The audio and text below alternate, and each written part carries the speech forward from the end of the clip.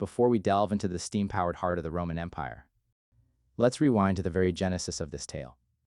The birth of an unassuming toy that would, against all odds, redefine the trajectory of human history.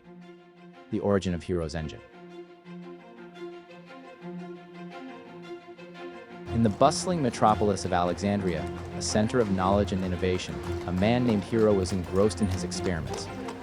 While the city outside pulsed with the rhythm of markets, debates, and chariots, Hero's workshop was a realm of steam and spinning. Inspired by the observable properties of steam and the potential of harnessing its force, Hero crafted a small spherical device. When filled with water and heated, it would eject steam from two nozzles on either side, causing the sphere to spin. A simple reaction to heat. Yet it was the world's first recorded instance of converting heat energy into mechanical motion. He named it the Aeolipile, after Aeolus, the Greek god of the wind. To the world outside, the Aeolipile was a novelty, a curious object that entertained and puzzled, but was seen as little more than a toy. An artifact to be displayed at parties or in the homes of the wealthy. Yet, in our alternate timeline, this toy caught the eye of a visionary. Gaius Maximus, an engineer visiting Alexandria, saw the Aeolipile not as a mere plaything, but as a symbol of untapped potential.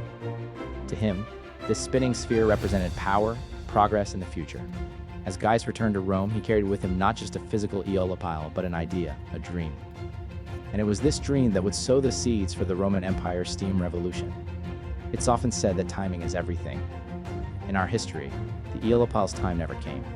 But in this world, where the fates aligned just right, a toy became the catalyst for an era where Rome, powered by steam, would etch its legacy not in stone, but in the very fabric of time.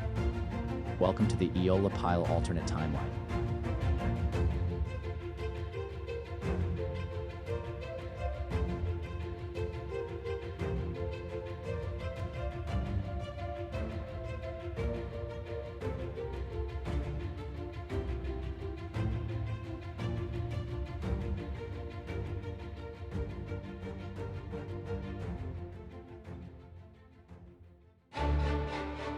Chapter 1. The Rise of the Roaring Beast. Upon Gaius's return to Rome, he avoided the crowded streets and forums where such novelties were often showcased. Instead, he sought an audience with those who could understand and invest in the potential of the Aeolipile. Invitations were sent out to scholars, engineers, and influential magnates for private demonstrations in his villa.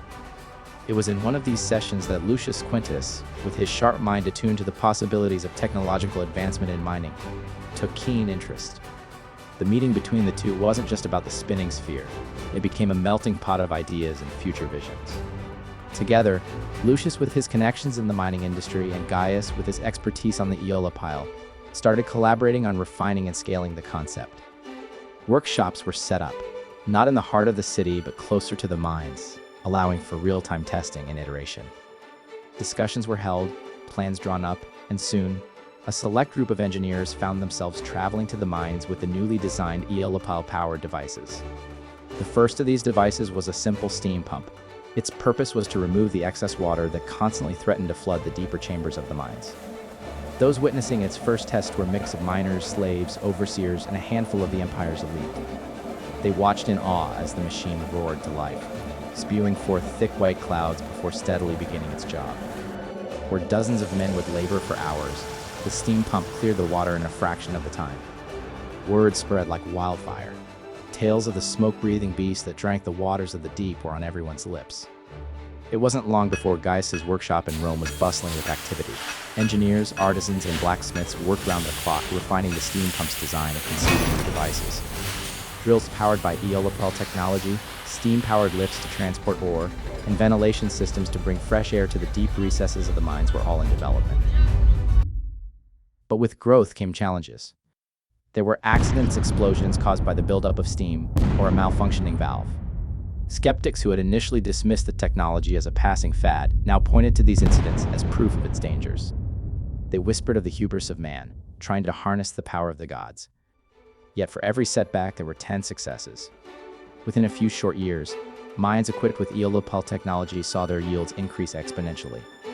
Gold, silver, and other precious metals flowed into Rome like never before, filling the coffers of the wealthy and fueling an economic boom that was felt throughout the empire. Markets flourished, trade routes expanded, and artisans and craftsmen found themselves overwhelmed with demand. The heart of Rome, the eternal city, pulsed with a new rhythm. Delegations from neighboring territories, hearing rumors of Rome's technological prowess, visited to witness the marvels firsthand.